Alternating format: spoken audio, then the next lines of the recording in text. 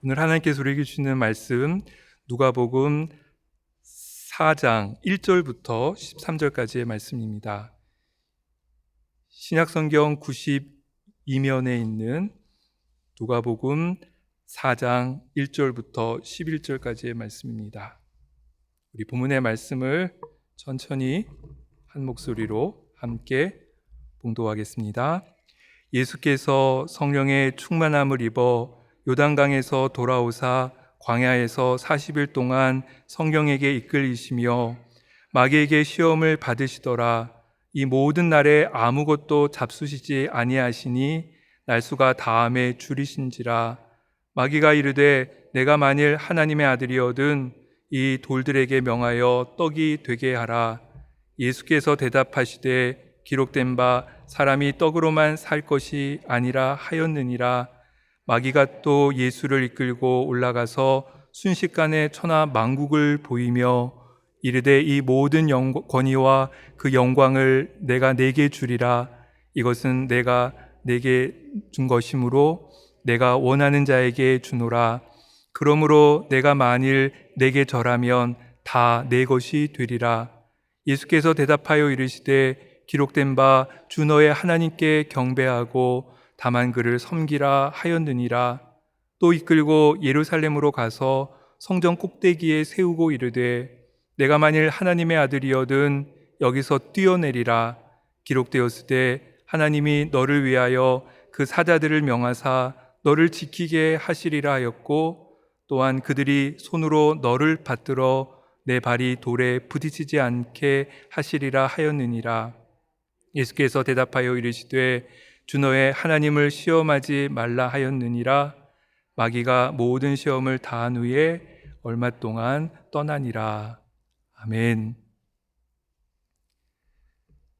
성경에 등장하는 여러 많은 인물들 중에서 혹시 가장 부러워하는 인물이 누굽니까? 라는 질문을 받으신다라면 여러분들은 성경의 인물 중에서 누구를 꼽으시며 누구를 말씀하시겠습니까?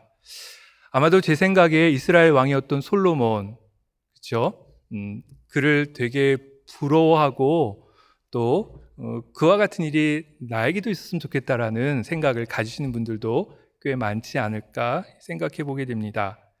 그가 부귀와 영화 뿐만 아니라 깊은 지혜와 풍성한 지식을 가졌기 때문에만 그런 것이 아니라, 물론 그것도 정말 우리가 혹하는 정말 부러운 부분이기도 하지만 그것만이 아니라 더 앞선 것은 솔로몬이 하나님의 마음에 꼭 맞는 선택, 하나님의 마음에 맞는 선택을 했다는 거. 우리가 그것을 생각할 때면 나도 솔로몬 같은 선택을 할 수 있었으면 좋겠다라는 생각을 하게 되고, 그런 면에서 솔로몬, 성경의 많은 인물들 중에 우리가 부러워하는 인물들 중에 한 사람이지 않을까 생각해 보게 됩니다. 솔로몬이 하나님께 1,000번제를 다 드린 후에 하나님께서 솔로몬의 꿈속에 나타나셔서 이런 말씀을 하십니다. 내가 내게 무엇을 주기를 원하는지 구하라. 솔로몬에게 하신 하나님의 그러한 질문이었습니다. 그때 솔로몬이 아주 지혜롭게 답하지요. 하나님, 저에게 듣는 마음을 주세요. 하나님, 저에게 지혜로운 마음을 주세요. 그렇게 솔로몬이 하나님의 질문에 응답합니다. 그것이 하나님의 마음에 꼭 맞았다, 딱 맞았다. 성경은 그렇게 기록을 하지요. 아마도 이 솔로몬이 그 당시 그 지역에 있는 많은 여러 왕국의 나라들의 왕들과 같은 마음을 가졌다라면 아마 그런 것들을 구하기가 쉽지 않았을 것 같습니다. 그 당시 주변 나라의 왕들은 그런 생각을 갖고 있었죠. 이 나라의 주인은 자기 자신이다 뿐만 아니라 자신이야말로 이 나라의 신과 같은 존재다라는 생각을 그 지역 이스라엘 주변에 있는 많은 나라들의 왕들은 기본적으로 갖고 있었습니다. 뿐만 아니라 자기의 백성들, 그 백성들은 자기의 부귀와 영광을 위해 내가 얼마든지 자유롭게 활용하고 사용하고 이용해도 되는 노예와 같은 존재들로 자기 백성을 생각했었죠. 하지만 솔로몬의 선택은 그렇지 않았습니다. 솔로몬의 마음 가운데는 자기가 왕이 된 것, 자기 같은 작은 존재가 자기 아버지 위대한 왕 다윗을 이어서 자신이 왕이 된 것, 그것은 하나님이 나를 왕으로 삼으셨기 때문에 내가 왕이 됐다라는 분명한 생각을 갖고 있었죠. 그렇기에 그는 자기를 작은 자라 생각했습니다. 뿐만 아니라 이 많은 백성, 내 백성이 아니고 내 소유의 백성들이 아니라 하나님의 백성, 하나님이 택하여 귀하게 세우신 하나님의 백성이라는 생각이 있었기에 이 솔로몬, 하나님의 그 질문 앞에서 그런 응답을 할 수 있었던 것입니다.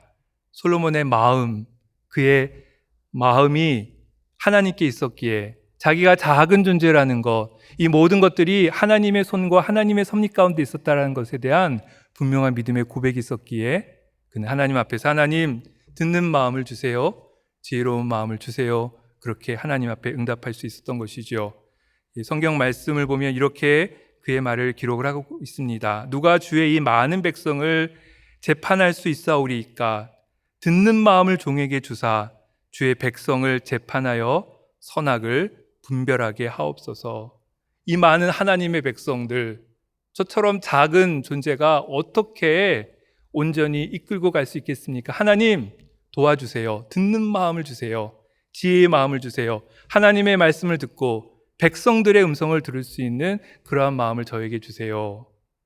그 마음이 하나님의 마음에 딱 맞았고, 그러하기에 하나님은 그러한 마음뿐만이 아니라 귀한 것들을 그에게 약속하십니다. 전에도 없었고 앞으로도 없을 지혜롭고 총명한 마음을 솔로몬에게 주시겠다 약속하십니다. 이전에도 그렇게 많은 부귀와 영광을 가졌던 적이 없고 이후에도 없을 그러한 부귀와 영광 뿐만 아니라 하나님께서 솔로몬에게 말씀하시기를 내가 내 아버지 다윗처럼 하나님의 명령과 법도대로 행하면 내 삶의 날이 길 것이다 라는 귀한 약속까지 해 주시는 것을 우리가 성경의 말씀을 통해서 잘 알고 있습니다. 하나님의 마음에 맞는 선택을 했다는 것, 솔로몬 우리가 많이 좋아하고 또 우리도 그랬으면 좋겠다라는 그런 생각이 들게 하는 성경의 인물이지요.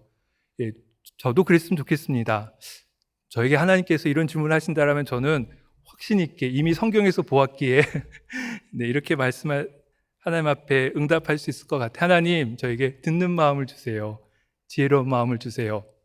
하나님의 음성을 그대로 전할 수 있는 하나님의 음성을 듣는 마음을 주시고 또 하나님의 말씀을 듣는 성도들의 말을 들을 수 있는 듣는 마음을 주세요. 아마 저도 그렇게 응답하지 않을까 생각해 보게 됩니다.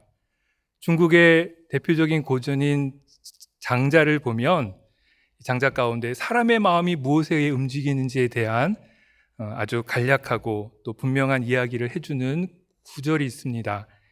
이런 내용입니다. 질그릇으로 내기를 걸고 활쏘기 시합을 하면 잘 쏠 수 있지만 허리띠에 은고리를 가지고 내기를 하면서 활쏘기를 하면 마음이 흔들린다. 거기에 황금을 걸고 활을 쏘면 눈앞이 가물가물거리게 된다. 그 재주는 똑같은데 연연해 하는 바가 생기면 외모를 중히 여기게 되니 외모를 중히 여기는 자는 속마음이 작아지게 마련이다. 우리가 한번 깊이 생각해 보아야 될 그러한 구절이지 않을까 생각해 보게 됩니다. 그렇죠. 우리의 눈에 무엇인가 연연해지면 우리는 거기에 쫓아가게 됩니다. 선택이라는 것, 어떨 때는 겉으로 보이는 문제, 환경적인 문제처럼 보이지만 그것이 전부가 아니죠. 오히려 눈에 보이지 않는 우리의 심령, 우리의 내적인 우리의 마음의 문제가 우리의 선택과 판단을 결정하는데 더 결정적인 중요한 역할을 하는 것들을 생각해 보게 됩니다. 그러기에 바른 마음을 갖는 것, 그 중심에 무슨 생각을 갖고 있느냐 하는 것, 그것이 무엇인가를 선택하고 판단하는 데 중요한 역할을 하는 것이지요. 우리의 마음을 바르게 하는 것, 정결케 하는 것, 그리고 성숙하게 만들어가는 것이 우리 그리스도인의 중요한 과제인 이유가 또한 거기에 있습니다. 또 무엇보다도 결정적인 순간에 우리가 무엇을 선택하고 무엇을 판단하는가, 그것은 우리의 평소의 마음에 무엇이 우리의 마음을 주장하고 있는가, 나의 마음의 중심에 무엇이 있는가? 무엇이 나의 마음에 자리 잡고 있는가? 그것에 의해 결정된다는 것들을 생각한다라면 중요한 결정, 중요한 판단에 앞서서 우리의 마음을 다시금 돌아보는 것, 그리고 지금 내 마음이 하나님의 마음과 합하고 있는지를 생각해 보는 것, 너무나도 중요한 것임을 우리가 잊지 말아야 될 것입니다. 그런 면에서 우리 예수님 우리에게 이런 말씀을 하십니다. 무엇을 먹을까, 무엇을 마실까, 무엇을 입을까 염려하지 말라. 우리가 바른 판단, 바른 선택에 있어서의 선결 조건이 무엇인지 우리 주님 아셨기에 우리에게 이처럼 귀한 지혜의 말씀을 주고 계십니다. 무엇을 먹을까, 무엇을 마실까, 무엇을 입을까 염려하지 말라. 우리가 무엇을 먹을지, 무엇을 마실지에 대해서 생각하다 보면 어떻습니까? 더 많은 것, 더 좋은 것, 더 귀한 것, 다른 사람이 먹어보지 못한 것, 다른 사람이 마셔보지 못한 것을 먹고 마시고 싶은 그러한 강한 욕망이 생기지 않습니까? 그러다 보면 우리가 잘못된 선택, 잘못된 판단을 하게 되는 경우가 종종 있지요. 입는 것도 마찬가지입니다. 그렇죠? 거기에 우리의 마음이 꽉 차게 되면 더 화려한 것, 더 많이 남들의 시선을 끌 수 있는 그러한 것들에 우리의 마음이 뺏기게 되는 것을 볼 때 주님은 그렇게 우리에게 귀한 말씀을 주고 계시지요. 그러면서 이렇게 말씀하십니다. 너희는 먼저 그의 나라와 그의 의를 구하라. 그리하면 이 모든 것이 너희에게 하나님께서 더하시리라. 너희 아버지 하나님께서 이 모든 것이 너희에게 필요함을 아시니 너희는 먼저 그의 나라와 그의 의를 구하라. 하나님의 나라 그리고 하나님의 의, 그것이 우리의 마음에 가득하기를 간절히 원하셨던 주님이 우리를 향하신 말씀입니다. 하나님에 대한 믿음, 하나님께서 나의 삶을 책임지신다라는 분명한 믿음의 고백 속에서 우리가 옳은 판단, 옳은 선택, 하나님의 마음에 합한 것들을 결정할 수 있는 그 길을 갈 수 있다는 것, 우리의 마음의 모습들을 우리가 살피는 것이 중요하다는 것을 잊지 않고 기억하셔야 될 것입니다. 오늘 본문의 말씀 가운데 우리 주님 여러 번에 걸쳐서 무엇인가 선택해야 되는 지금 결정적인 상황에 직면하고 계십니다. 첫 번째는 돌을 떡으로 만들어 먹을 것이냐 말 것이냐, 주님이 선택하시는 선택의 지금 상황에 직면하고 계십니다. 지금 우리 주님 금식을 40일이나 하셨습니다. 아주 배가 고프고 줄이신 그러한 상태셨죠. 그때 마귀가 예수님을 찾아와서 이런 말을 합니다. 내가 만일 하나님의 아들이어든 이 돌들에게 명하여 떡이 되게 하라. 왜 하나님의 아들이 그렇게 굶고 있느냐 지금 이야기하는 겁니다. 왜 하나님의 아들이 굶고 있냐? 지금 눈앞에 있는 돌을 가지고 떡을 만들어서 먹으면 쉽게 해결될 일을 왜 그렇게 굶고 있느냐? 지금 이 마귀가 예수님을 시험하고 있는 것이지요. 즉 삶의 우선순위에 대해서 지금 질문하고 있습니다. 급한 문제부터 해결하라는 것입니다. 하나님의 뜻, 하나님의 나라, 하나님의 의가 아니라 지금 너에게 급한 그 문제부터 해결하고 보라라는, 내가 만일 하나님의 아들이어든 너의 능력을 가지고 그것을 해결하라. 지금 이 마귀가 예수님을 시험하고 있는 것입니다. 이때 주님 말씀하십니다. 사람이 떡으로만 살 것이 아니니라 하였느니라. 사람이 떡으로만 살 것이 아니니라 하였느니라. 하나님의 말씀에 우선순위를 둘 것에 대해서 우리 주님은 지금 우리에게 가르치고 계십니다. 우리가 할 수 있다고 해서 우리가 다 하고 할 수 없다고 아무것도 하지 않는 것, 그렇게 할 수 있는 것이 아니지요. 하나님의 말씀을 쫓아서 우리가 마땅히 먼저 해야 될 일을 하는 것, 또 하나님의 말씀에 합당하게 행하는 것, 그것이 우리의 삶에 있어서 중요합니다. 우리 주님의 삶이 그것을 우리에게 보여주고 있지 않습니까?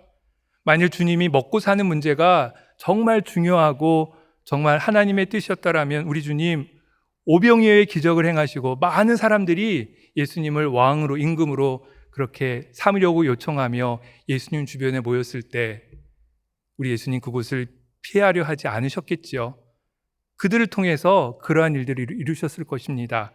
하지만 그것이 하나님의 뜻이 아님을 아셨기에 우리 주님 그 급한 일 뒤로 제쳐두고 먼저 하나님의 뜻에 순종하십니다. 뿐만 아니라 예수님 자신이 먹고 사는 문제로 인해서 그렇게 고민하거나 하지 않으셨습니다. 주님이 자기 자신을 위해서는 아무런 이적, 기적을 행하지 않으신 것을 보면 주님이 하셨던 일이 결코 자기 자신을 위한 일이 아니셨다는 것도 우리는 분명하게 알게 되지요. 우리 주님의 삶의 우선순위, 그것은 하나님의 말씀과 하나님의 뜻에 있었습니다. 그러기에 십자가의 길을 끝까지 걸으실 수 있으셨지요. 우리 주님께서 십자가의 죽음을 택하실 수 있으셨던 이유, 그리고 군인들이 예수님을 잡아가려 하고 사람들이 돌을 던져 죽이려 할 뿐만이 아니라 십자가에 못 박으려 할 때에도 그 모든 것들을 허락하시며 아무것도 하지 않으셨던 이유, 그것은 우리 주님 급한 문제를 해결하는 것이 아니라 삶의 우선순위, 하나님의 뜻과 하나님의 의를 이루는 것이 중요함을, 그것이 먼저 해야 될 일임을 아셨기에 그것을 먼저 선택해야 된다라는 분명한 하나님의 뜻에 대한 생각이 있으셨기에 우리 주님 그렇게 하셨던 것입니다. 성도 여러분, 이것이 그리스도인의 삶이지 않겠습니까? 그리스도인의 삶이 무엇입니까? 이 세상이 아니라 하나님의 우선순위를 두는 것, 그것이 그리스도인의 삶임을 기억해야 합니다. 내가 하고 싶어서 하는 것이 아니지요. 내가 하기 싫다고 하지 않는 것이 아닙니다.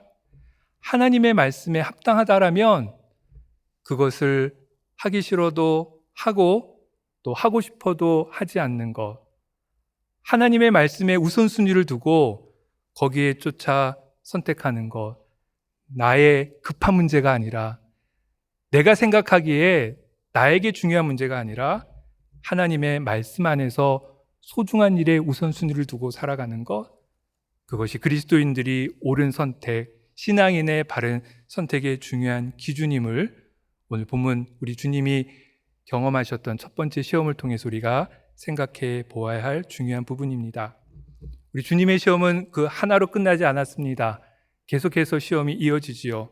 우리 주님이 두 번째 직면해 하시게 됐던 선택의 순간, 그것은 마귀에게 절할 것이냐 말 것이냐라는 그러한 선택의 순간이었습니다. 이 마귀가 예수님을 이끌고 어딘가로 올라가서 천하만국과 온 세상의 영광을 보여줍니다. 그리고 이렇게 말을 하지요. 내가 만일 내게 절하면 다 내 것이 될 것이다. 이 마귀 아무것도 가진 것이 없는데 그렇죠? 아무 줄 것도 없습니다. 하지만 이렇게 허황된 말을 지금 예수님께 하고 있습니다. 그 말에 예수님 속지 않으셨습니다. 우리 주님 하나님의 말씀을 쫓아 그 말에 이렇게 응답하십니다. 주 너의 하나님께 경배하고 다만 그를 섬기라. 섬겨야 할 분을 섬기고 경배해야 될 분을 경배할 것임을, 오직 하나님만 섬기고 그분만 경배하라. 우리 주님 중요한 선택의 순간에서 바로 그것을 선택하셨던 것입니다. 우리 주님은 분명 하나님 같은 분이셨습니다. 그렇지요? 우리가 잘 아는 것처럼 우리 주님은 하나님과 동등된 분입니다. 그럼에도 불구하고 성경은 예수님께서 종의 형체를 가지셔서 사람이 되셨다라고 말합니다. 그리고 십자가에 죽기까지 자기를 낮추시고 끝까지 복종하셨다, 우리에게 그렇게 말씀하고 있습니다. 우리 주님은 그것을 통해서 진정 경배받으며 섬김받아야 될 분이 오직 하나님 한 분임을 자신의 십자가의 죽음을 통해서 보여주셨지요. 하늘과 또 땅과 땅 아래에 있는 모든 권세가 의 주인이 하나님임을, 결코 사탄이나 마귀가 아니라 하나님임을 그렇게 보여주셨던 것입니다.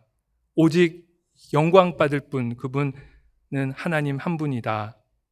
그렇게 우리 주님 십자가의 그 죽으심과 부활을 통해서 우리에게 보여주셨지요. 우리가 살아가는 세상은 이 세상의 큰 힘, 능력, 거기에 의존하라 우리가 이야기합니다. 그것을 섬기고 거기에 절하면 부귀영화가 쫓아올 것이라 그렇게 우리를 유혹을 하지요. 그 첫 번째가 돈이지 않습니까? 이 돈만 있으면 아무 문제될 것 없다고 전혀 살아가는데 전혀 문제 없다 우리를 유혹을 합니다. 하지만 우리는 매 순간마다 그런 경험을 합니다.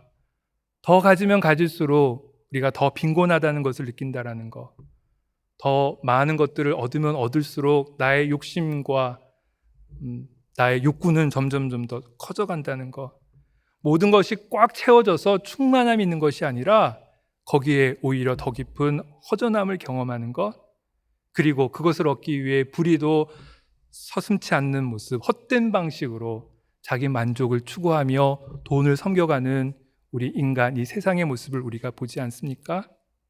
우리 주님 말씀하십니다. 오직 하나님만 섬길 것임을, 이 세상 방식으로 살아가는 것이 아니라 하나님만 섬기는 하나님의 백성, 그리스도인으로서의 삶의 방식으로 살아갈 것을 우리에게 가르쳐주고 있지요.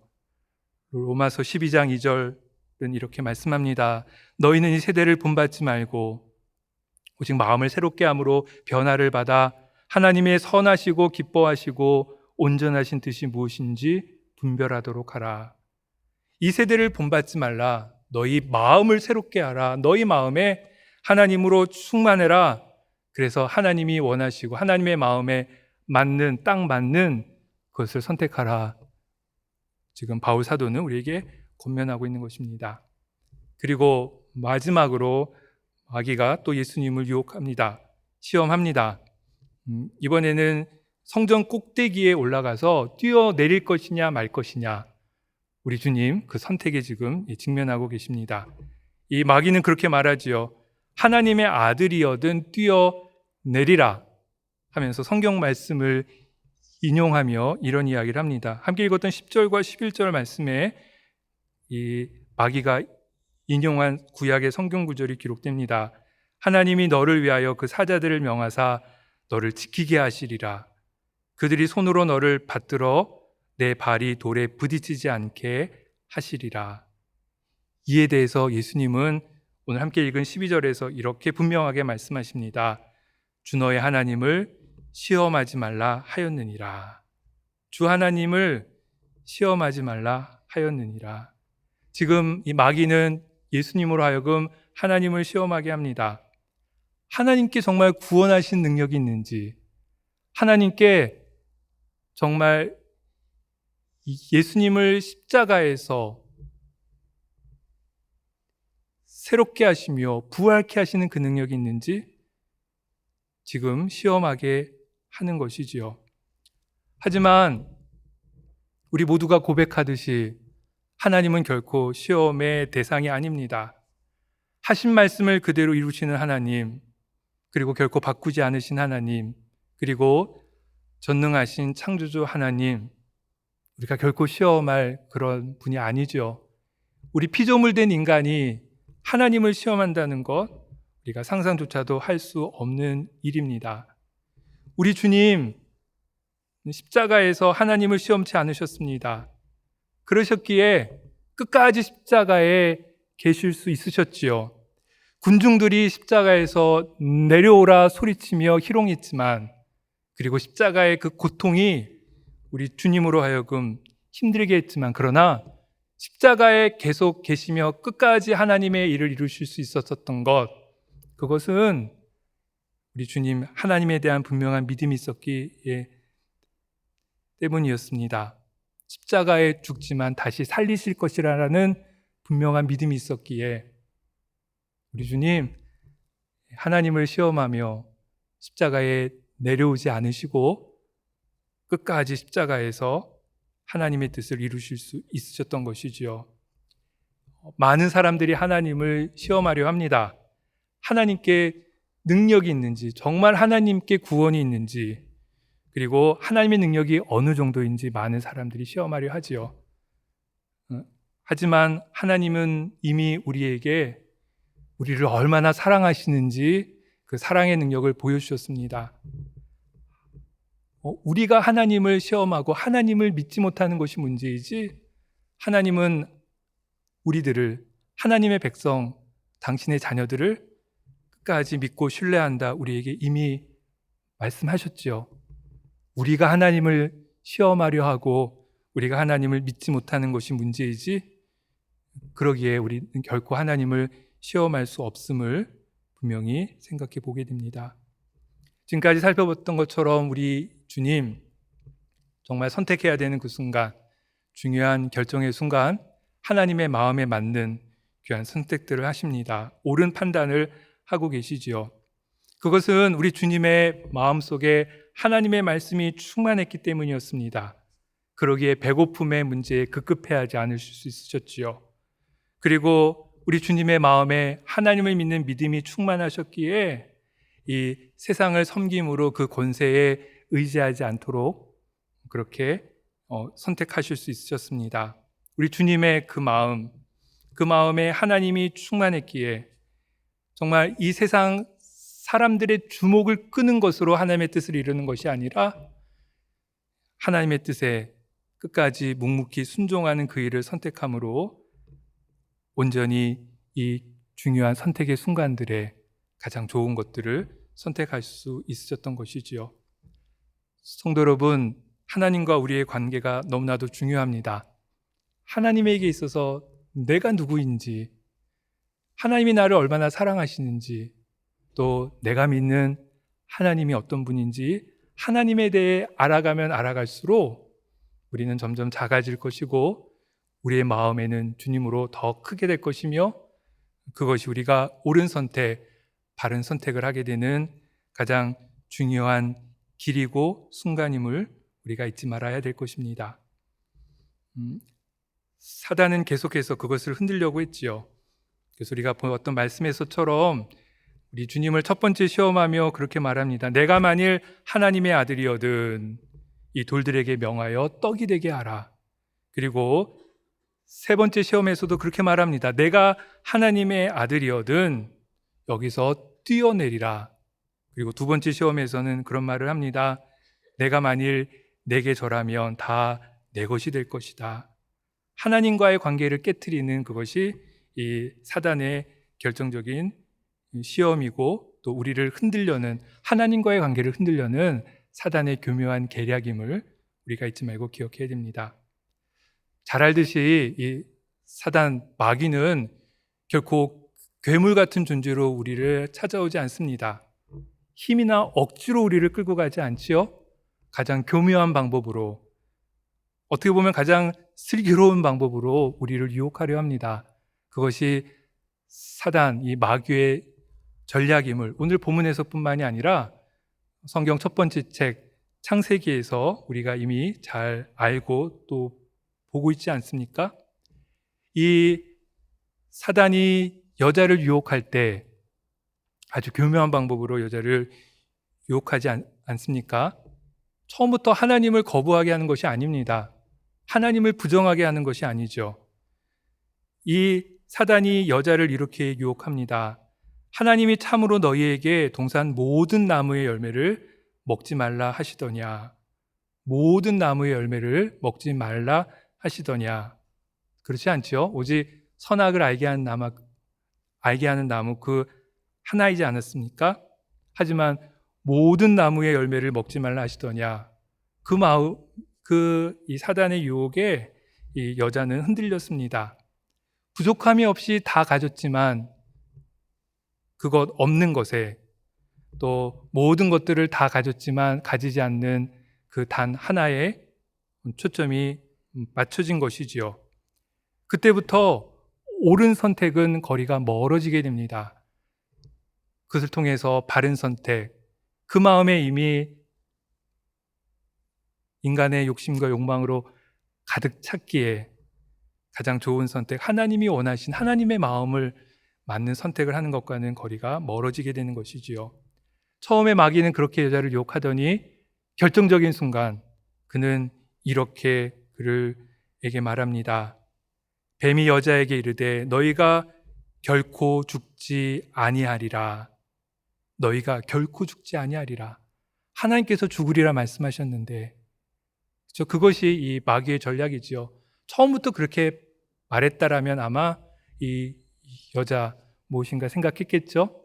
그렇지 않았습니다. 하지만 결정적인 순간에 하나님을 거부하고 하나님을 반대하는 것으로 이 마귀가 여자를 끌고 가지요. 그리고 그때 이 여자가 선악을 알게 하는 나무를 보니 이 여자의 반응이 이랬다 성경은 기록을 합니다.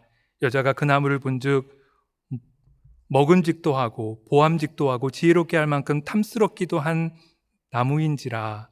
여자가 그 열매를 따먹고 자기와 함께 있는 남편에게도 주매 그도 먹은지라.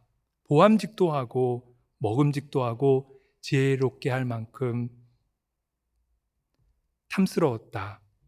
그 마음을 뺏겼기에 그 마음에 하나님이 아닌, 하나님의 말씀이 아닌 인간의 욕망이 꽉 차는 순간 이 여자는 진위를 가릴 힘도, 하나님의 말씀이 흐릿해져 무엇인가 옳은 것들을 선택할 수 있는 그러한 기회를 다 놓쳐버리고 말게 되었던 것입니다. 성도 여러분, 우리의 마음이 지금 무엇에 지배되고 있습니까? 무엇이 우리의 마음을 지배하고 있습니까? 정말 하나님과 건강한 관계, 바른 관계, 하나님이 나의 삶의 중심에, 나의 마음의 모든 것들을 지금 결정하며 이끌고 가십니까? 그 하나님의 음성에 귀 기울이며 오늘도 판단하고 선택하고 계십니까? 만약 그렇지 못하다라는 생각이 든다라면 우리는 지금 내가 결정해야 되는 것을 유보하는 것이 아마도 지혜로운 결정이고 선택일 것입니다. 겸손히 기도함으로 성령의 인도하심을 구하는 것이 지금 먼저 해야 될 일이겠지요. 반면에 내가 하나님과 바른 관계 가운데 있고 나의 마음에 하나님이 충만하다라면 머뭇거리지 않는 것이 또한 옳은 선택일 것입니다. 그때에는 담대하게 믿음 안에서 말하는 것이 옳은 선택이며 또한 바른 결정이겠죠. 그래서 우리 주님은 이렇게 말씀하십니다. 사람이 떡으로만 살 것이 아니다. 주 너의 하나님께 경배하고 다만 그를 섬기라. 그리고 주 너의 하나님을 시험하지 말라. 시험하는 이 사단 마귀를 향해 담대하게 그렇게 말씀하셨던 것입니다. 우리의 마음에 하나님으로 가득하기를 간절히 소망합니다. 하나님으로 충만한 가운데 올 한 해 우리의 선택과 판단이 하나님의 마음에 맞는, 하나님이 기뻐하시는 귀한 선택들로 매일매일 이어지기를 간절히 소망합니다. 그를 통해서 하나님 앞에 영광 돌리는 올 한 해의 충만한 삶이 우리 모두와 함께 하기를 간절히 기도드립니다. 우리 함께 기도하겠습니다. 하늘에 계신 우리 아버지여, 이름이 거룩히 여김을 받으시오며 나라의 임하옵시며 뜻이 하늘에서 이룬 것 같이 땅에서도 이루어지이다. 오늘날 우리에게 일용할 양식을 주옵시고 우리가 우리에게 죄 지은 자를 사하여 준 것 같이 우리 죄를 사하여 주옵시고 우리를 시험에 들게 하지 마옵시고 다만 악에서 구하옵소서. 대개 나라와 권세와 영광이 아버지께 영원히 싸움나이다. 아멘.